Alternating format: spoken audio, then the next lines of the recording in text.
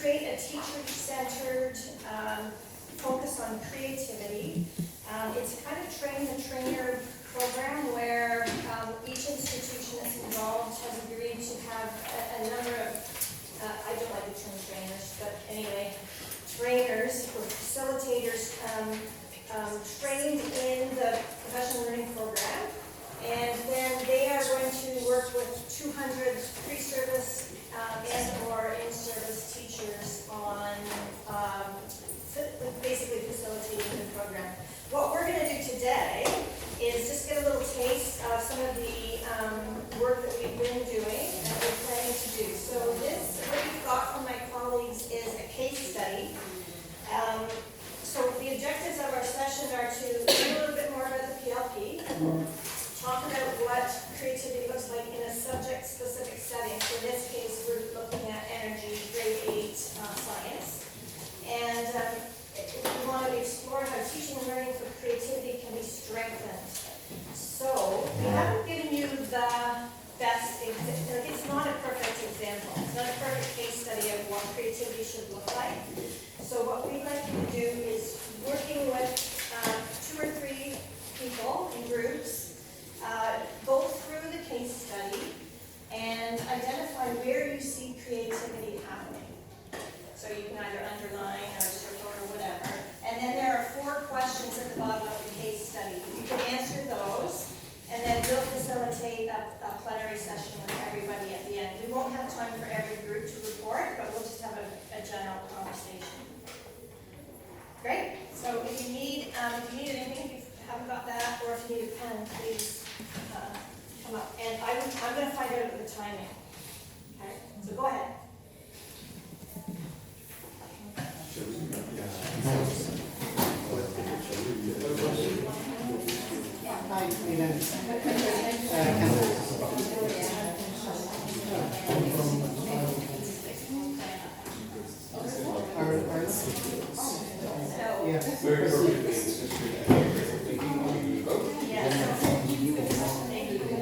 You'll notice that you, sorry, I should have mentioned this.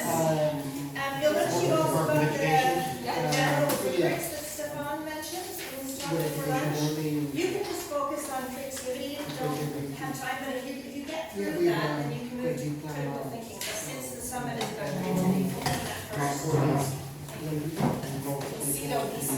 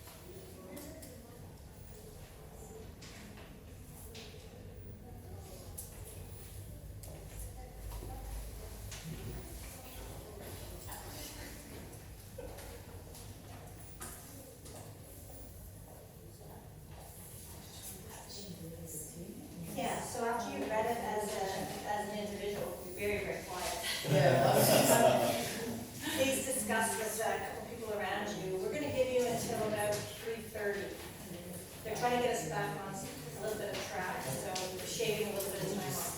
And then we'll debrief after that, so, yes. Share with others.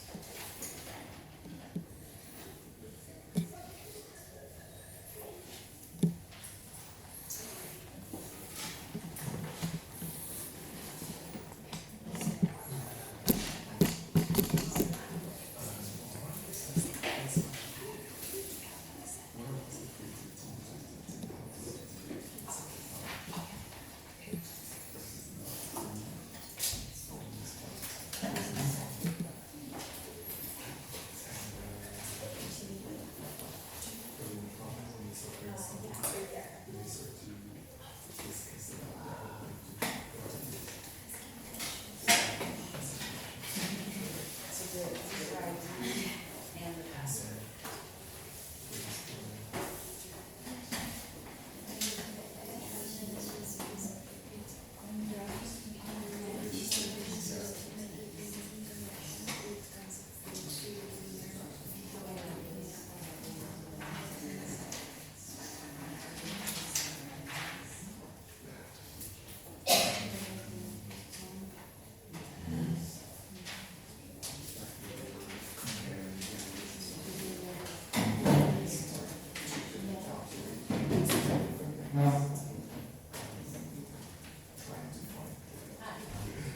I'm just here. Just let's do this. And I would get nervous. Yeah. Thank you, and this one's just your I'll be.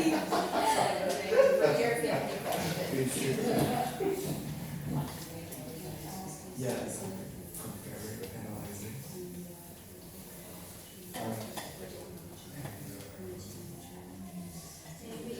Inspiration.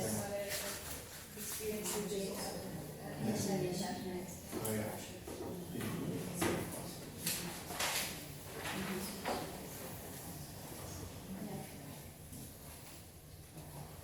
And then there's the fact that you compare the different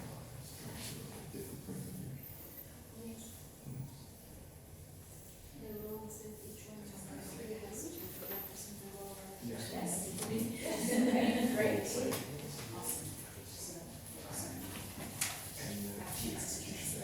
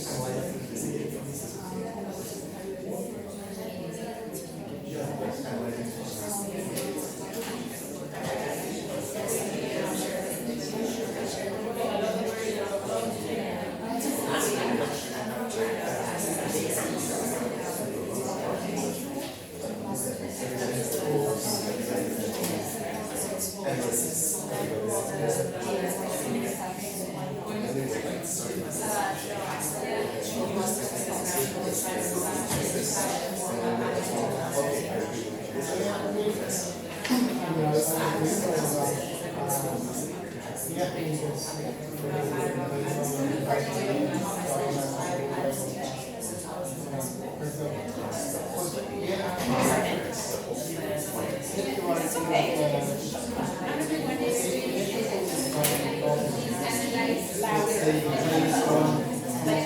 we're just going to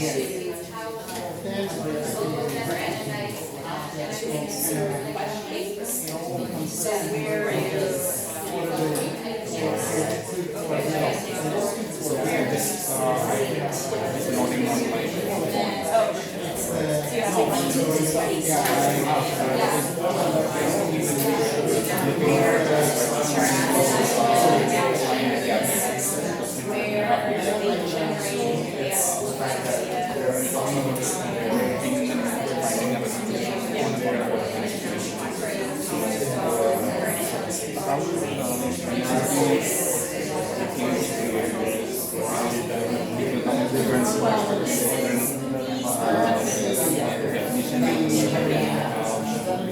that demonstrates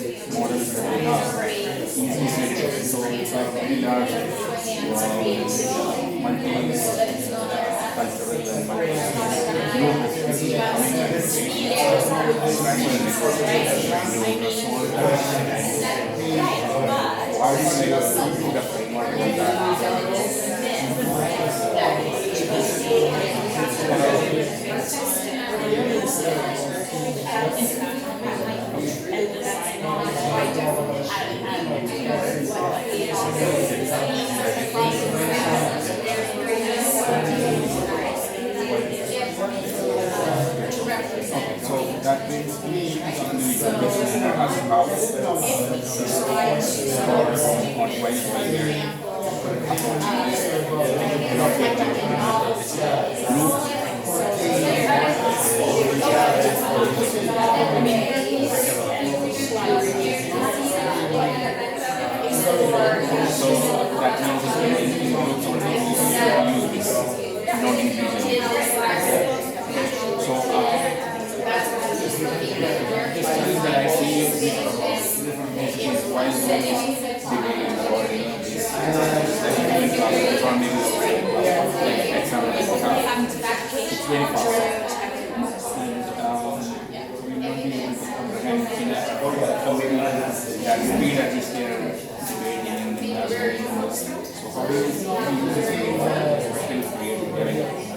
this part I understand how fast army will throw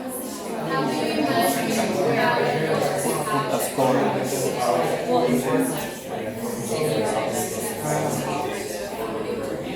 This is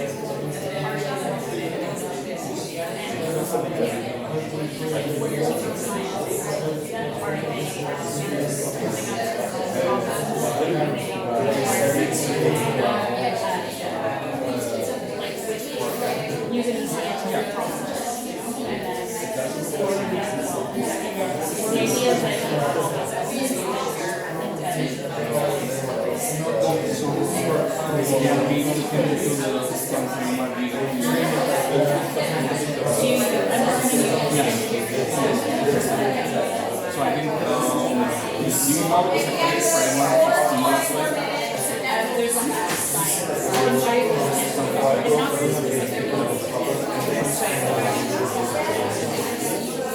is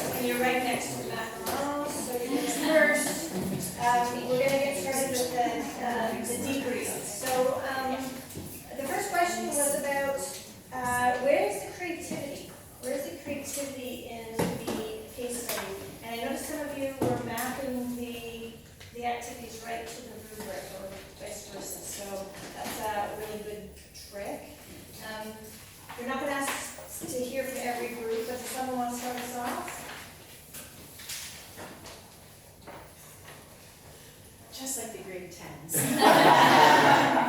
pick me, and they all look down. I can wait you out.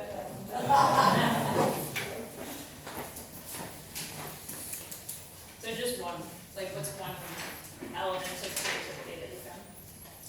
I just set up a creativity line and allowing the students to produce realistic plans of renewable energy systems with the consideration of like potential risk assessments and also applying to the community context.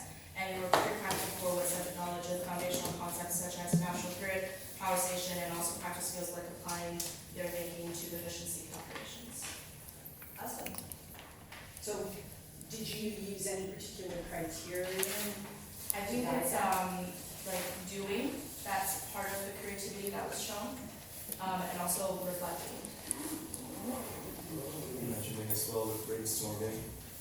What was the brainstorm you doing? Which one? Imagining. And just if I may add, sorry, I was for the inquiring as well. A lot of students they develop their ideas based on the previous knowledge and knowledge outside of the room that they bring Right. as a new richness to the discussions that they have between themselves. Right.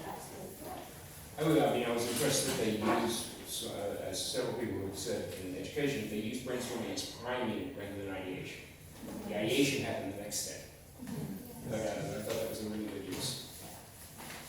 Because typically what might happen at the beginning of a lesson in a classroom, right? So the teacher might feel, okay, I'm going to tell you everything, and then, see some people nodding, right? And then they can follow up on some type of activity, so I agree,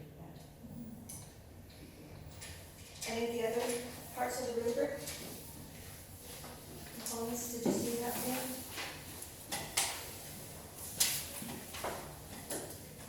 What about the producing, performing, envisioning a meaningful output?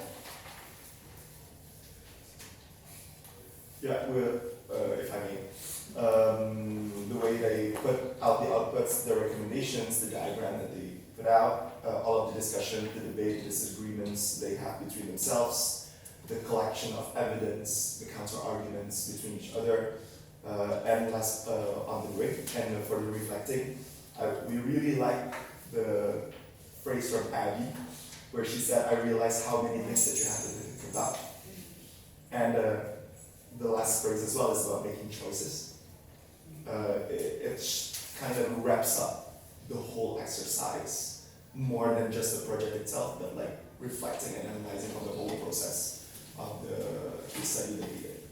Yeah, really represents a shift in her thinking. Exactly. Yeah. Yeah. Yeah. I think that adopting rules is a very good example of good reflection exercise because you have to see one same problem from maybe different perspectives. And I think that it's very valuable to yield on others' ideas when trying to find innovative solutions because you might have your own solution, but then you get creative back when you're trying to challenge or to support your peers' ideas. And I love that elaboration because sometimes we think if we're just incorporating drawing or drama into something, it's automatically creative, but it's not. It's that connecting it to those multiple perspectives that makes it creative, right? Yeah, for sure. The notion of the role play, just to touch on critical thinking for a second, I really like the connection between the interweaving there of the perspectives and the trying to make an argument from a specific perspective because that's nicely blended. That's critical thinking and that's nicely blended with the creativity. So really they're two sides of the same coin, or opposite sides of the same coin, aren't they? Maybe we can move to the second one. Sure. Let's go to the second one. So just in general, what are some good practices that you identified? So anything connected directly to creativity, to critical thinking, what are some things that the teacher did that you would consider to be like a best or promising practice? We talked about how she opened the lesson making questions. So we found that very important in order for them to make connections with what is being seen in the lesson and what they already have experienced inside or outside of the classroom. Like for example, Abby mentioned that she was inspired by a nearby river in her perspective. So we found it very valuable for the rest of that experience.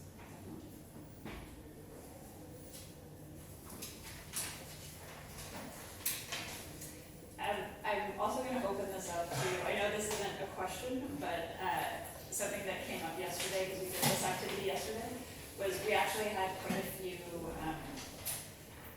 like areas for improvement. So if you also have areas for improvement that you'd like to talk about, that's possible too. So I did say at the beginning that this was not meant to be a perfect example Yeah. on purpose, right? So, and I'm saying that now because your example is directly, on the one hand, yes, I completely approve. Yeah. And then on the other hand, there was something raised yesterday about how the lesson was started. And so I'm just wondering if that arose for something else. Yeah. Yeah, we had some discussion about the actual task design, because I mean, we thought there's lots of elements of opportunities to teach young people to be creative and to be critical. But the overall question at the beginning is, should we replace our power station? Mm-hmm. And the lesson, despite the fact that you're kind of brainstorming at the beginning, follows a very planned structure, which is really about the content, and I suppose we thought perhaps the question should be, how could we replace? And it becomes a bit more open. Because when you look at the task that the students are asked to do, the initial generating ideas isn't really engaged with beyond video of like, well now I'll explain how these things work. And then in the second part of the lesson, students are identifying 2 to 4 ideas, and the ideas that they come up with are in no way novel. And there's no engagement with the original kind of generated ideas.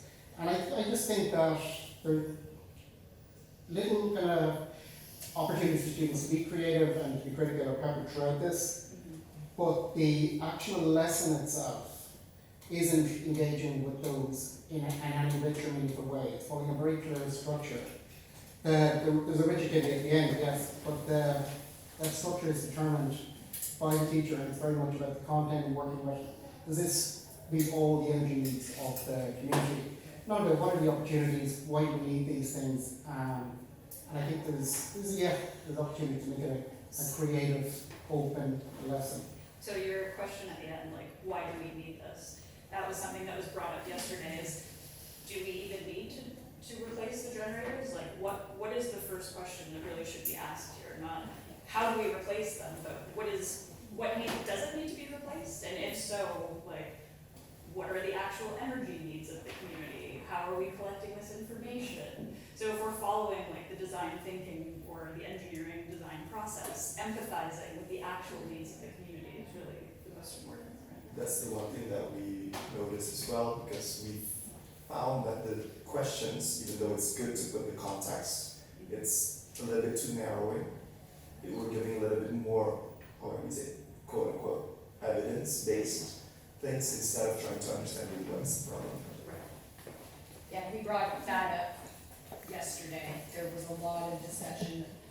I was kind of reflecting on how positive everybody was, and yesterday we all started really negative. But constructively. And just noting where there could be some improvements and the closedness of the activity. Are there limits to how much energy each source can produce? Yes, right? So, okay, we're done. Let's go. So, yeah. I'm glad you brought that up. So I think you have a point, and you have a point about that. Yeah, I was just going to mention, I work a lot with design thinking in the context of science, and what I like doing is normally giving them a question, but part of the process is redefining that question, so that gives more opportunity to explore novelty in their ideas as well. And I think in terms of the assessment, I noticed that on point 3, it mentions that the assessment would look at the novelty of the energy source idea, but not looking at the effectiveness. And I wonder why if both define creativity. So yeah, I think it would be interesting to maybe add both there. And that actually leads us into the next question. Oh, sorry. Go ahead. Yeah, I mean, just building on some of the comments before about structure here, I kept wanting to be more either simulation or at least bringing in the systems aspects of something that's a system. The stakeholders aren't discussed, nothing is discussed about context, and that seems like a real negative. Definitely. Thank you. I should add about that this case study was taken from an actual lesson plan that was developed in the last phase of the project, and some of those lesson plans are 3-part lessons, so more of the context would be included along with the learning goals and objectives and that kind of thing. But we had that problem yesterday when we tackled it as well. Well, we don't have the full context, and to the point about the community and what are the needs of the community, one of the first things I think that teachers will need to do with this professional learning program is to localize it to their own communities. In Canada, for example, there's a huge issue with pipelines and having them run through Indigenous lands. And so things like that have to be considered when we're talking about energy in our context. But every context is different. Do we have time to go through one more question? We have time. Maybe we'll skip to the 4th question, and then if we have time, we can come back to the 3rd. So So if we look at the final question about how could assessment be structured to recognize the novelty of student ideas, to your point, what did you and your group come up with? And if we look at what was assessed, so they were assessed on 3 criteria, and then the novelty of their energy source idea. So how would that be assessed? Goes back to what is novel, right? Yeah, I think there is a level of research that needs to be done, so to develop that knowledge to understand what it's new and what it's not. But I think there's a potential to maybe peer feedback and expert feedback on their ideas. I think it would be interesting. Yeah. But The other point too that we brought up yesterday was the fact that it's grade 8, and so how do you, like, there's gonna be different definitions of novel depending on the age group, because of how much background knowledge they have, life experience, right? They're about 13 years old, Right. So like some of them, maybe in their definition, for their personal experience, maybe some of these were novel solutions, but not for adult necessarily. Yeah, and the rubric does a personal novel, not Yeah. that student. Yeah. But lesson 2 is all about what's effective and what's going to meet the needs. So it actually, it pushes students away from the novel ideas. You know, because they're asked to show how it will meet the needs of the community and quantify that. So that particular lesson actually would really push any student away from coming up with something that's novel, because it might just be a partial need. So I think the task design throughout limits the capacity or the opportunity to be novel. So rethink the guiding questions and maybe even tweak those learning outcomes because they're very content focused. I was looking at the example practice problem. You know, I would be the kid who just jumped to that and tried to figure that out, right? Because that's what the content was. So much for novelty, right? It is something else that it was captured in the lessons, and then I was sad not to say it in point 3, which is they were asked to think about the evidence that supports their views and what it meant for them. So more reflection on the process and their own final conclusions, more than strengthening in my view the assessment of creativity. Excellent. So self-assessment, definitely the whole assessment as learning. Sometimes the output is not novel, but the way they do that. Exactly. The train of thought behind the creative process. Yeah.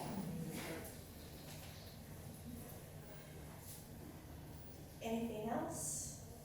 We know that coffee break is next. We don't want to come back to the morning lunch. Open it up. Is there anything burning that you wanted to say about limitations or misconceptions about creativity? Yeah, that is all very much from the point of view of the teacher knows the students is very careful about assessment, so then what happens in high stakes summative assessment with the assessor is going to be an examiner that is not going to know the students nor the development. Questioning assumptions. We've heard a lot about that today in the talks. It's one of the, I think, key pieces in all of this. It also depends on your own context, like you were saying. I mean, I'm hearing a lot about examiners and standardized tests. I mean, in Canada, we have a different, depending on the province, but we have in a couple of grades where there is a standardized assessment, and it looks very different than what somebody, another grade might be doing, right? Because they know that I shouldn't generalize, but some teachers know that, oh, the test is coming, so we need to make sure that they're prepared. So, Sure, that's another issue. It's all high it's a school. whole other conference.